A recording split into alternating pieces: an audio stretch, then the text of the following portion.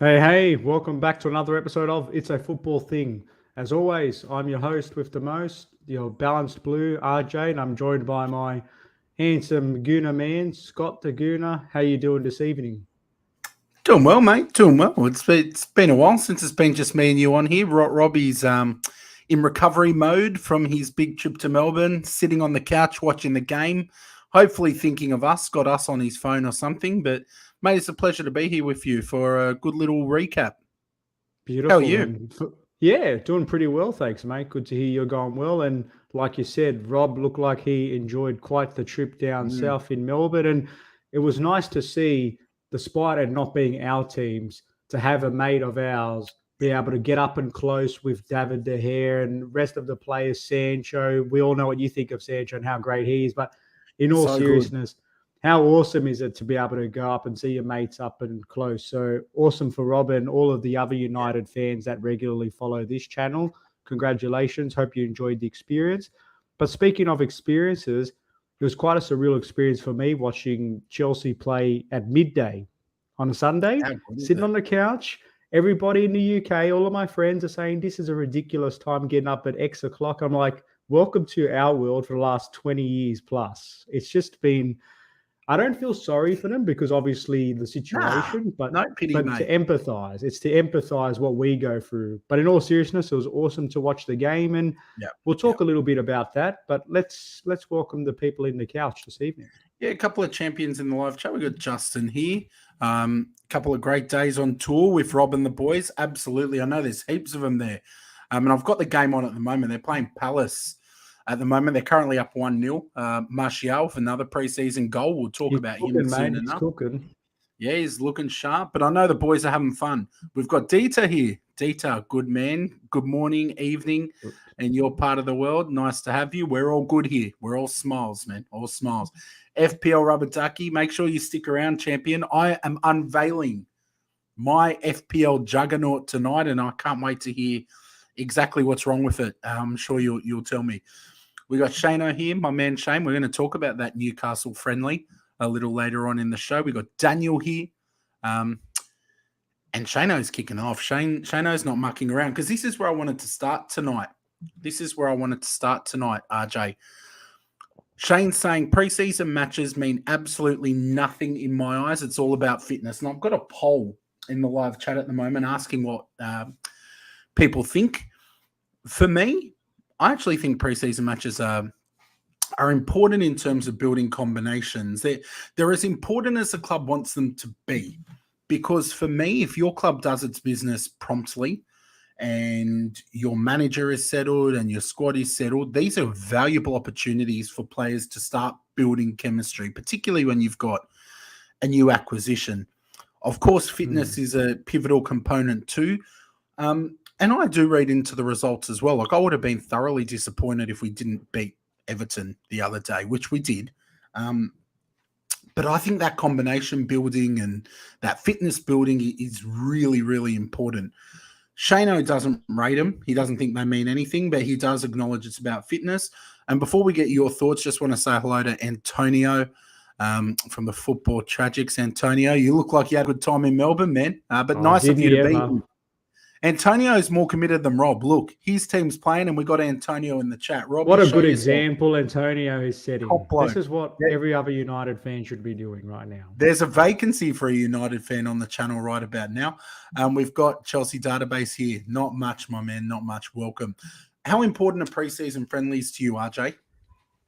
They straddle on both ends of the spectrum. To just, oh, none of that, Rob, mate, none of that. There Tune he in. is. It's only United playing. Who cares? You can watch them in the periphery. No, in all seriousness, preseason matches, it just depends on the squad composition at the time. Yep. Because if you've got a pretty settled squad, I agree with Shano. It's about getting minutes in, no injuries, touch wood.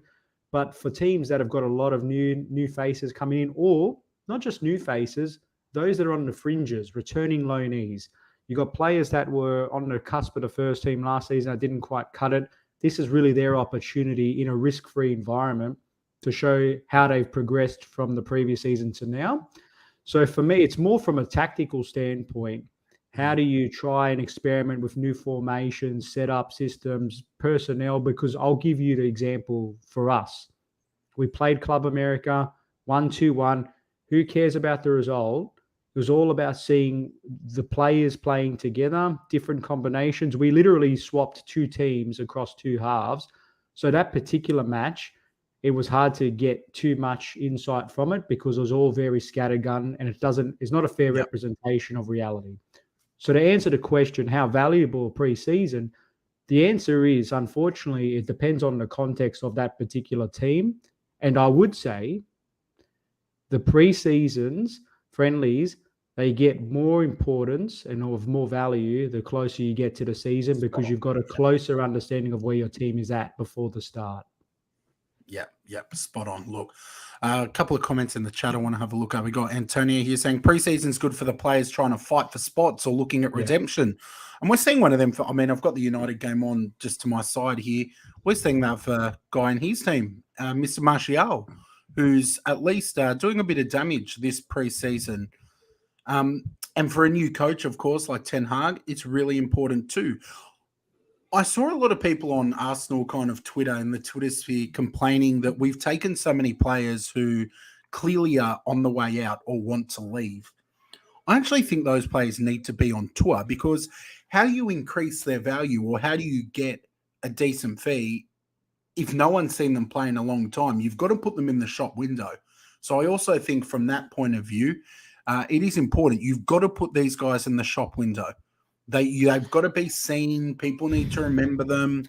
A top preseason performance can increase value or can make a team think about you a little bit more than they maybe were prior to preseason. So, I think it's a valuable experience and I'm enjoying the preseason to date. So did you have any comments you wanted to add on preseason? Yeah, RJ? Look, I sort of shook my hand a little bit about those players that, in my view, for those players that are not a genuine chance of making the cut, I think what it does is there's a trade-off there because time is a finite resource. If you're giving players that have no real chance of cracking it, they take up the minutes of players that are on the margins. So I understand your logic about, well, if you're trying to sell them, you need to advertise them and promote them. But what I'm getting at is the players that you know are on the way out, unless nobody has seen them play at all, people have got a pretty good picture about their capabilities. I don't think all of a sudden a club that's saying, let's buy Ross Barkley, for example, as an example, we need to see Ross Barkley play against Club America to make our decision, yes or no. I think they've got a pretty good feeling. Look, mate, you know what I mean? Point. So I just think it's a waste of time. Players, the forgotten guys that haven't been seen or have been frozen out of a squad or injured, they're put out there. Look, I mean, it depends on the club, depends on the market. It's a messed up market at the moment, isn't it?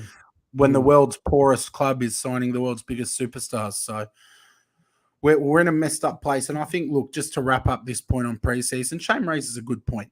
If Newcastle lost every preseason game but won the FA Cup, would anyone remember it? The answer is absolutely not. But if Newcastle were to sign a bunch of players at the last minute who don't get a preseason, have a slow start to the year, which then kind of ruins their season, people will then think back and say, why didn't we do our business earlier? Why didn't we build combinations? Why were we unorganized? But I'm not saying that'll happen with Newcastle. I think they're going to have a good season. But look, time will tell. Question for you from the live chat, RJ, from FPL Rubber Ducky. What's your opinion on Broja and Gilmore being sent away from the preseason squad? Yeah, it's a topic of controversy. It's getting a lot of conversation amongst the Chelsea very unstable database at times. But I think for Armando Broja, I'll start off with him first. He came overseas and then he's decided to not get a run. And as a result, there's a lot of West Ham attention. And unfortunately, we're not getting to see him in pre-season. And it looks like the chances of him being sold are increasing by the minute. So it's a bit disappointing that the player himself, who had a really strong campaign last time at Southampton, is not going to have this opportunity to try to fight for a place in the squad, especially because Chelsea, in their attacking personnel, there's spots up for grabs. Lukaku's on leave now. Sterling's come in, but not a like-for-like swap. I would have thought someone like him would have had a chance to really try to impress in preseason, and you never know, become a squad member, particularly because you've got players like Michy Batshuayi, the forgotten Belgian man, the other Belgian, that's still hanging around. And he featured the other day too, and it's quite concerning, to be honest. But Billy Gilmour, I gave my thoughts on this show I was on the other night with my friends Akash and Travis, and essentially my point was Billy Gilmour's still very, very young. Even though his prospects of breaking into the first team now aren't sensational, another year on loan to try to avoid the disaster class that what happened at Norwich. If he does what Conor Gallagher did at Palace, there's no reason why he can't put himself back into the spotlight for a chance next season. But again, there's talk of him leaving on a permanent, which I don't really support, to be honest. Interesting. Good point here from Chelsea Database, and kind of links into what we were saying at the end of that conversation about how valuable preseason actually is. And it's funny, when I look at the poll results, 58% of the chat says that preseason gives a valuable insight. So 25% saying it's about fitness, not performance, and 17% saying they don't take it very seriously at all. And it does depend on your club a little bit. Let's talk about a few transfers. Let's move away from Chelsea for a moment to cover some of the transfers that have happened. Let's quickly look at Barca, the world's poorest club, who have just confirmed the signing of Robert Lewandowski and have come out and said, I think it might have been tonight, now that we've got the attack shaped up, we're looking towards bolstering their defense. I have no idea how this story is going to end, but you know what? If they have a bad season and they don't win a trophy, which brings in a large sum of revenue, I can see them being in big trouble because, as FPL Rubber Duckies pointed out in the chat, they've sold nearly half of their marketing department and 25% of their TV rights, and they are splurging. This feels to me, pardon the Arsenal pun, like an all-or-nothing play. We're going to go big this year. We're going to win the league. We're going to win the Champions League. We're going to bring in that cash, bring in the publicity, and Barca's back. But if they don't win anything, there's going to be trouble for Barca. I can't see this ending well. What do you think about Lewandowski there? I mean, they've now got Aubameyang and Lewandowski up there. We know who's going to start, Lewandowski, but what a signing for Barca. Oh, indeed. What a fantastic player Robert Lewandowski is. And you've got to give credit where it's due in terms of Barcelona, despite their perilous financial position. I say perilous because of just how much total debt they've got. And I would recommend a tweet thread that I was just sent through around by the Swiss Ramble. It really paints a detailed picture of all of their finances. And essentially the spoiler is that because of the rights that they've sold off, they're okay, they're going to survive essentially, but their debt position is really considerable. And they have put all of their eggs in the forward basket. It's all about the short-term success to try to get back on track. But geez, that club is in a very mismanaged way. But from a playing point of view, strictly on the field, you've got to give him credit. There's some great signings there. I think he'll hit the ground running. Absolutely. And when you consider the likes of Rafinha there, Christensen, I hope they take a couple of our other players. But yeah, they're doing the business in the transfer window, and they'll be quite keen to see how they gel this season. Look, obviously, Bayern Munich aren't a team that just let big players go without bringing big players in. They brought in De Ligt, solid defender, very good for them. How much of a difference do you think he'll make to the Bayern juggernaut? Yeah, he's a good player. I know, depending on who you speak from Juventus or Ajax, they all agree he's a quality player. You didn't quite see the best of him, unfortunately, at Juventus. But he has been playing for a long time. He's a seasoned campaigner despite being relatively young. And you'd think in a Bayern Munich setup, and especially having graduated, having played in Serie A, which for many people, many pundits, they'll tell you that if you can cut it in the Serie A, you can cut it elsewhere because they produce the fine arts of great defending. Yeah, so I think he'll have not too much trouble blending in a juggernaut team like Bayern Munich. It'll just be keen to see how much of a difference he helps them in Europe, because they do play that high rock and roll type of brand of football. and against the real top end of town when they get to those latter stages in the UCL, will he be the missing piece that really gets them back on top? But great long-term buy, I'd say. Absolutely. Looking at old mates, Tottenham Hotspur, and we'll do a couple more transfers, then we'll look at some results and unveil my FPL team. But Tottenham Hotspur doing more business. Jed Spence has been signed on I think it was a 5-year deal for 20 million. A young right back, English, fulfills that part of the quota. And just adds quality depth. I think this is another very, very smart signing for Spurs, who I'm not going to lie, obviously I can't stand Spurs. I despise them, but they're putting together quite the squad underneath Conte. And notice I said squad because they're going to want to compete on all fronts, and adding young, talented players like Spence, that makes a difference. So I think this is a really good signing. I saw firsthand how much damage he could do when they knocked us out of the FA Cup. But Conte's getting his men and he's being backed. That dummy spit when he started the job, mate, it's worked wonders because I've never seen Spurs this active in a transfer market. And it terrifies me, to be completely honest. Do you know much about this kid, though? Do you think he'll be more of a squad player or a starting option? Yeah, look, to be honest, I don't have too much detailed knowledge. Like I've done a bit of research and I have seen him play. He's a good player, but I'm not sure if he'll come in straight away as a starter. I think what's important with Spurs' transfer business is not only have they had years and years of building it up, so having themselves a strong capacity to be able to spend well, but they've also spent well to expand the squad, knowing that the rule change for the 5 subs is going to be pivotal for them, because we know just how hard Conte works his troops, and having those 2 subs extra up his sleeve, it's going to make all the difference to that team, because that's where he's been burnt in the past, where he's overworked them, working with restricted substitutions. But now you've got that extra insurance policy. So it's going to be fascinating to see just what he can do with that squad. Spot on. Let's talk a little bit about City and Arsenal here, because our move for Zinchenko, who is a good player, it's looking like it's done. Both Fabrizio and Ornstein have both basically said this is done. 30 million on, I think it was a 4-year deal for Zinchenko to Arsenal. Seems to be agreed and done. A very good signing for me. I do worry that we're signing so many versatile players, and that probably sounds stupid, but I'll explain it a little bit more.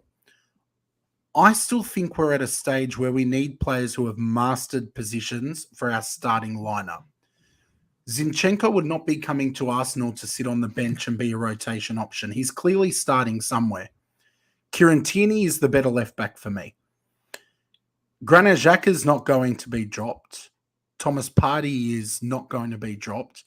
So I'm not quite sure where he's going to fit in. Now, can you count on Tierney to last a season? Absolutely not. So I think he'll play a lot of left back, but I'm a bit skeptical about exactly where he's going to fit in. But what I do know is he brings winning experience, a winning mentality. He can slot in various positions if there was a big injury sustained by a player. And at 30 million in the current market, I think it's a good deal overall. It's just one that I'm a little uncertain about. Now, this deal will obviously then spark Man City into Cucurella being signed. Now, this guy from Brighton, Cucurella, I think he's so underrated. He's so good going forward. He roasts opposition defenders, but he's also quite defensively sound. So I think he'd be a great signing for City, someone that Pep would mould and work with and turn into an even better player. So 2 very good players looking like they're on the move. I'll get your thoughts on those in a moment.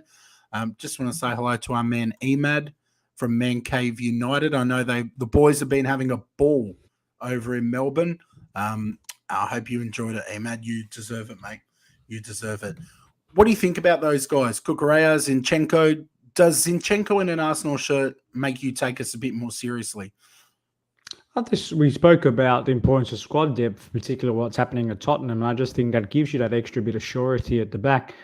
I am interested to see whether or not he has been given some assurances whether or not he'll be a starter, because you look at his stats from last couple of seasons, even last one, we all know City is not a fair barometer to see whether or not you should start every game because they're such a top quality squad.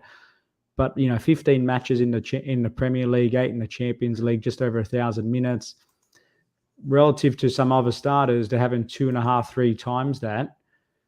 The sample size is sufficient, but at the same time, there's a whole lot more minutes where we don't really know just how much he can do it consistently. So I don't know. I think he's a good player, no doubt about it. Whether or not he materially improves Arsenal in any way, that's left to be seen. But like I said, the money is an important factor because for 4 years it's amortized. He's come from a winning culture, and it's not like he's never played. But at the same time, he wasn't a regular there.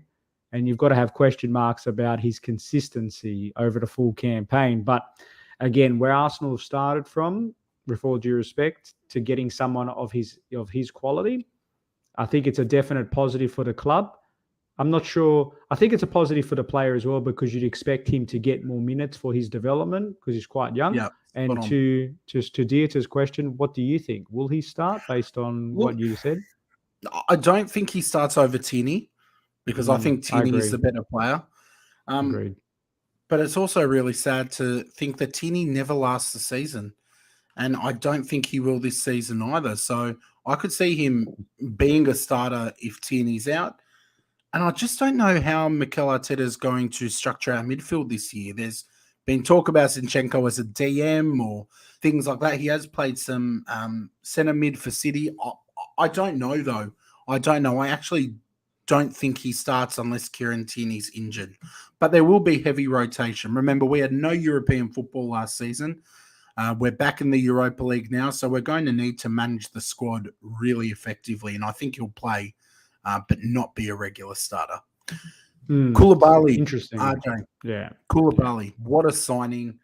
This guy, for me, I have a lot of respect for. He's been balling out in Italy for years. He's been an excellent defender. He's a great signing. He terrifies me in a Chelsea shirt. You'd have to be happy about this one. Over the moon.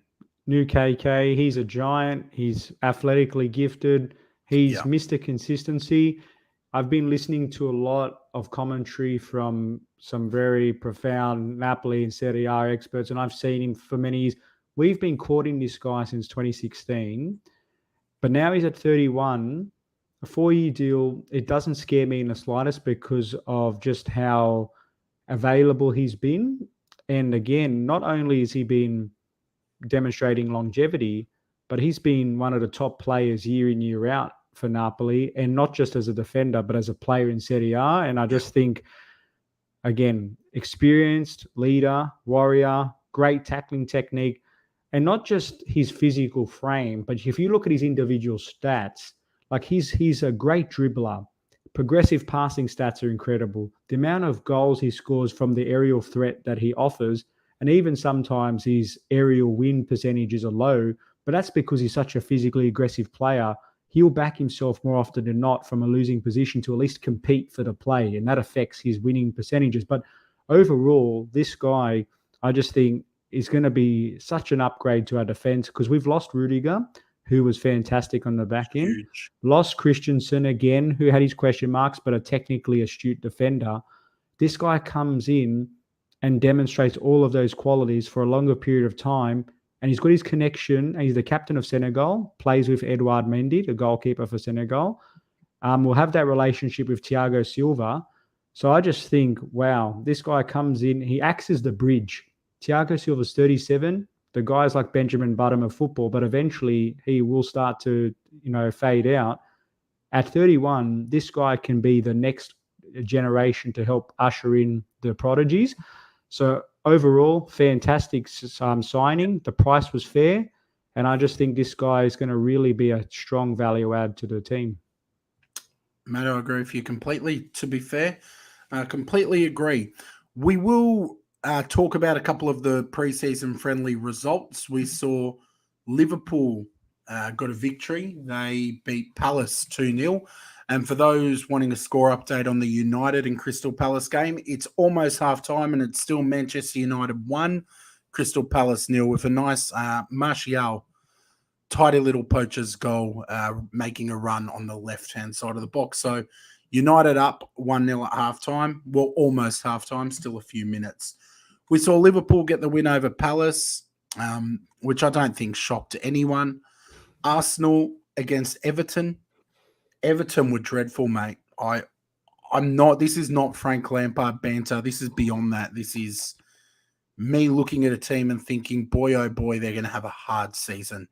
I don't think you could put. I think you could put Pep as manager of that squad, and it would be a tough season for them because they look. And I know we don't want to read too much into preseason matches, but mate, they offered next to nothing with Richarlison gone, who was a big player for them. How much he'll do at Spurs, we'll see. They just looked like they were in all sorts throughout the game. We pressured them, had them on the back foot. There weren't really many moments where I genuinely felt they were threatening. It's going to be a big, long season for Everton and Frank Lampard. Anything you wanted to add on those two results before we look at some others? Yeah, I was reading the post-match comments from Frank, and naturally he's not trying to be too downbeat, but there were, from his point of view, a lot of youngsters coming in, and it was their first game, I think, and again, it's one of those situations where they're not as seasoned as what Arsenal were. But you're right, they've got a lot of work. Let's be frank, so to speak. They've got a big job on their agenda. That's the concern. I feel sorry for what's happening with Lampard and that, because he's putting on a brave face. What's he going to say? Oh, geez, I'm not working with good quality here, but they're not really helping as of yet. So they've regressed personnel-wise. It'll be interesting to see what actually happens there. He didn't play, did he? He did play. Yeah. In the second half? In the second half, maybe. He didn't look. He looked okay. Well, that you scored 2 goals, didn't you, in the first half? In the first Jesus goal and Jesus assist for Saka. So he's someone having a nice little preseason. We also saw your team with a 2-1 victory over Club America. Anything you wanted to add from that? I'm not sure if you caught it. I haven't seen any of that. Yeah, watched it. It was, like I said, midday. It was fantastic time to watch it. Not really, to be honest. The only things that really stood out was, like I said, the golazzo from Mason Mount, absolute curler rocket from outside the box. But also Conor Gallagher. He's a guy that's come back after a stunning season with Crystal Palace, and he looks to already be laying a marker that he wants to be there. So it'll be interesting. Reece James scored an unfortunate own goal, but was quite strong. But aside from that, mate, it was quite a disjointed performance overall. And yeah, it's hard to get too excited over one game. Yeah, fair shout. I've been watching our man Shano on Twitter. He's been making some waves, putting some Newcastle fans in their place. That's why we love Shane. Newcastle, the Premier League and world's richest club right now, they did have a 1-0 loss against Mainz. And as Shano's saying, I didn't watch this, so I'm going to take his word for it. He reckons they played them off the park, just couldn't finish. I do think they're missing a striker. Callum Wilson is excellent, but I don't know if Callum Wilson is enough to get you into European spots. And that's where Newcastle will probably be aiming. The problem is, in this market, where are all the strikers? Like, they're all comfortable or they've moved. It's not easy to find. They're all at Barcelona, I was going to say. You're not wrong. The world's richest club maybe is Barcelona at the moment. So, yeah, it was disappointing. But there were a lot of Newcastle fans who were just reading way too much into this. I can see Shane's point completely. Obviously, Manchester United had the 4-1 victory over Melbourne Victory. Showed some guts too. Economidas put Victory in front early, but they came back and they did what they had to do. And they're currently leading against Palace. Still 1-0, not half-time yet. Fernandez just lining up a free kick outside the box. So he didn't even take it, and it's no goal. So it'll be 1-0 at half-time for them. Anything you wanted to add before I pull back the curtain and unleash my FPL team on the world? Unleash, my friend, unleash. Okay. I'm going to put it on. Please feel free. I'm not claiming to be good at FPL. I'm merely saying that I will share my team with you all. This is it. This is... And you've left a description, haven't you, Scott? Just for anyone watching, if they want to join our league or comp. Yes, absolutely. It's the code, the link and the code are all there. Let's just take a little bit of a look. Oh, that's a little bit glitchy, but it'll come back, I'm sure.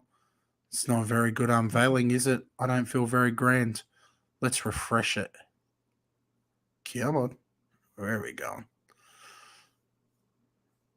Not a great start.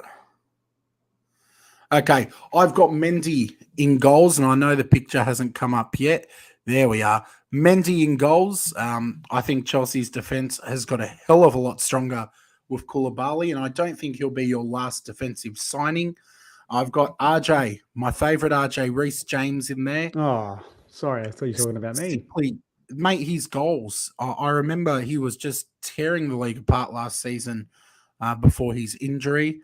Perisic, good crosser of the ball, very experienced. Harry Kane is a very good finisher of the ball. I'm hoping there's a bit of a link up there between them. Tomiyasu, you'll notice that I've gone more for wide defenders, trying to hit some points with the assists. Tomiyasu, I'm hoping, can do the business. And I've got Walker there. It's always nice to have a City player to keep it safe. Mr. Chris asking for the code. It's in the description, mate. It should be in the description of the video. Just check that. And if you can't find it, let me know and I'll chuck it up in the chat in a moment. Yeah, so I'm pretty sure it's there. Yeah. That's my defense. What do you reckon, RJ? You think I've gone all right in the defensive side of things? I'm trying to not be too critical of Tomiyasu. Do you rate him in terms of Cheap. his attacking? He's cheap. He was cheap, mate. Yeah. It was, yeah. And Kyle Walker is interesting for me because we all know he's a quality player, but City have quite an extensive rotation policy. So especially after 5 subs, the bigger teams are going to rotate more. So rotate more means less minutes for some of these players. So I've got to have a question mark. And yeah, again, Chelsea database asked, what about Trent Alexander-Arnold? What was your thoughts? It's too expensive for you. I would have loved him, but I couldn't afford him. I couldn't afford him. So it was one of those. There's always one of the hard things with FPL. And look, this is a draft. This may change, but it's about trying to strike that balance. And you'll notice I've gone very heavy in terms of the attack. I'll move down to my midfield. So if you have a look, I have gone with Son, who I think is going to absolutely tear it up this season, was joint golden boot with Mo Salah. So I've put both of them into my team, hoping that they can carry me in terms of goals, assists. And you know they're both regular starters for their teams. Son, I think, is only going to get stronger under Conte. He's got better support around him, better players. I think he's going to have a hell of a season this year. I've gone Rashford. At the moment, a little bit of a risk, but the move of him into midfield, I think he's going to play regularly. And you know that Rashford can turn it on. It's just a matter of if he does and how he fits in the system. So Rashford is one who I'll watch and maybe have to move out, depending on any new signings or how the season plays out. And Neto in there, cheap, quite frankly. I just couldn't afford anyone else. But when you look up front, you'll notice that I have gone big.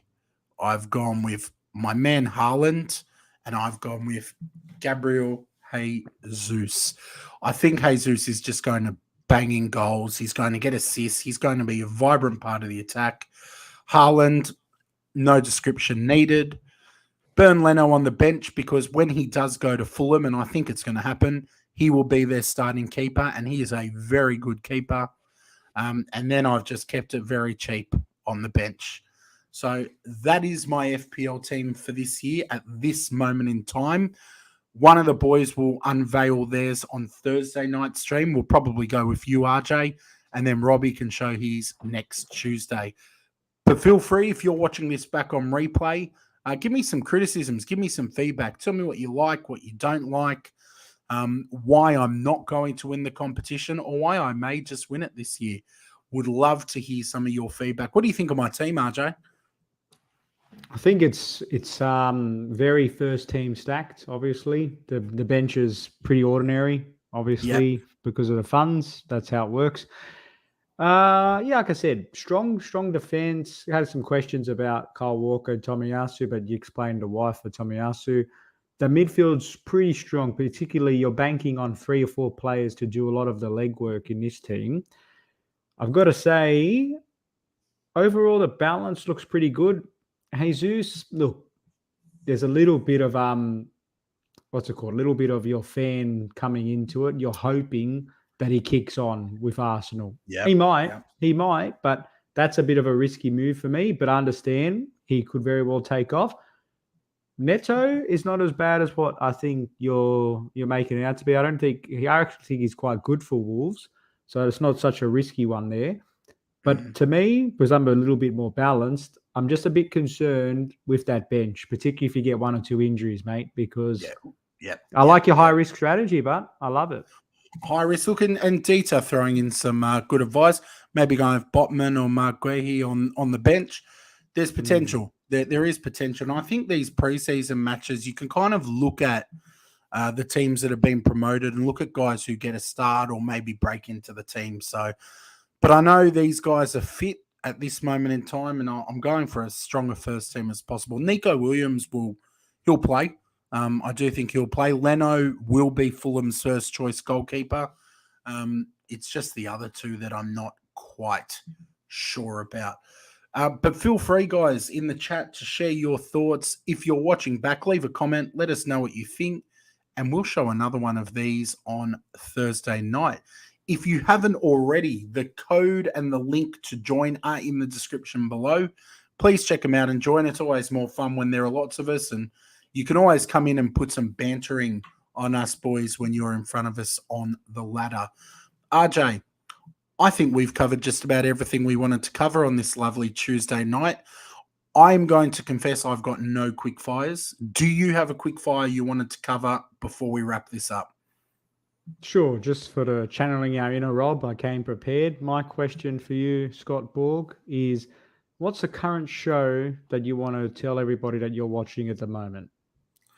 Oh, look, everyone's already watched it. I'm one of the last of the table, but Stranger Things. Yeah. I've done 3 seasons in 3 weeks. I've just started season 4. I think I'm 3 episodes in. Man, I'm really, really enjoying it. And I don't watch a lot of TV. You know that. I'm more of a gamer, man. So when there's free time, though, I've been smashing some Stranger Things. What about you? Yeah, I'm up to the last episode on that at the moment. But another show, again, keeping it Netflix related, is Animal Kingdom. It's very interesting. It's about a crime-based family, and they've got some, let's call it, interesting personalities. So highly recommend checking that one out. All right, there you go. Well, for those who are watching, we will be back on Thursday evening at 8:30 p.m. The trio will be back. Robbie will be here. We'll show some of his pictures from the tour in Melbourne, get his experiences. We know that the United fans have had an absolute ball down in Melbourne. Plenty of them who are regular listeners or content creators too. So make sure you're here to hear from Robbie on some of his insights. Look at maybe some potential deals that are done, and maybe tell us all about your FPL team, or wait till you see RJ's and give him some feedback. So until then, Thursday night, this is the place to be, 8:30 p.m. Slap a like on the video, leave a comment letting us know what you thought of the FPL teams, and then we'll see you on Thursday night. RJ, any closing words? No, not really. It's just a great show, great to catch up, and yeah, I'm looking forward to jumping back on Thursday. Always a pleasure. We'll see you on Thursday night. Take it easy.